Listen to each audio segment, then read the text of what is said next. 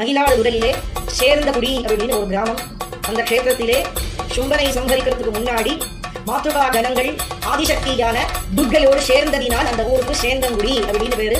அவசரம் அப்படின்னு சொல்ற அம்பாள், இந்த லோகத்தில் என்னை தவிர வேறொன்று ஏது மூடா, நீ ஒருத்தியா இருந்து உத்தரம் சொல்லி அனுப்பி வச்ச. இப்போ என்னடானா பல்வேறு ஸ்ரீகள் உன்னை சூழ்ந்து இருக்கு, அவா பலத்தை வச்சுட்டு யுத்தம் பண்றேன்னு கேட்கறீங்க. அதாவது துர்மானி, மகேஸ்வரி, சௌமாரி, வைஷ்ணவி, மாராளி இவாள்லாம் சூழ்ந்து இருக்கா. அம்மா சொன்னால மகாமூடனே, இந்த லோகத்தில் என்னை தவிர வேறொன்று ஏது அப்படி பார்த்தா நீயே நான் தான். சுண்டனே அம்பாள் தானே, அவன் ஹிருதயத்தில் இருக்கிற ஆத்மாவும் அம்பாள் தானே.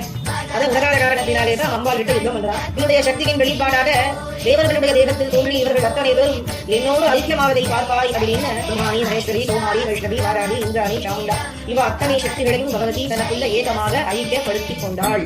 மாத்துகா கணங்கள் அத்தனை பேரும் அத்வைத தத்துவத்தை சும்பனுக்கு தேவி உணர்த்தின க்ஷேத்திரம். அப்படி அப்பேற்பட்ட மகாபாவிக்காக வேண்டி இந்த லோகத்தில் தன்னை தவிர வேறொன்று இல்லைங்கிற தேவி மகாசக்தியிலே சொன்னாலே, சொல்லி எல்லா சக்திகளையும் தனக்குள்ள சேரும்படியா பண்ணினாலே அந்த துர்கா தேவி அத்வைதாமுதத்தை வருஷிக்கக்கூடிய பராசக்தி எங்க இருக்கான்னு கேட்டா மாயவரத்தில் சேர்ந்த முடியலே சப்த மாத்துகைகள் சூழ அம்பாள் தான். இந்த க்ஷேத்திரத்துல ரொம்ப விசேஷமான ஒரு க்ஷேத்திரம், வெளியில தெரியாது. இவ்வளவு விசேஷம் அந்த ஸ்தலத்துக்கு உண்டு அப்படிங்கிறது தெரியாது. கையிலே விளங்கக்கூடிய ஞான கட்கத்தினால அடியானத்தை அழிக்கிறவோ அந்த ஞான கட்கத்தினால தான் மனுஷனை சம்பாதம் பண்ணி அவனுக்கும் மோட்சத்தை கொடுத்தா, விசும்பரையும் சும்பரையும் சந்தரிச்சு அவனுக்கும் மோட்சத்தை கொடுத்தா. அப்பேற்பட்ட மோட்ச பிரதாயினியாக விளங்கக்கூடிய துர்கா அந்த க்ஷேத்திரத்திலே பிரகாசித்தார்.